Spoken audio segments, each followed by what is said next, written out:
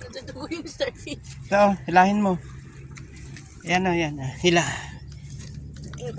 Hila. Dali. Yan, balat. Ang sarap niyan. Laki na nito. Kainin mo! Angat mo. Hindi, lagyan pa ng suka. Yan, tanggalan pa ng... Be?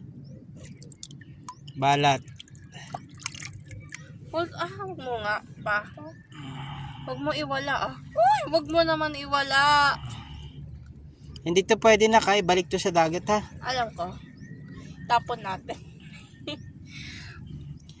Ano ba? Hawak-hawak ko to nakakakiliti.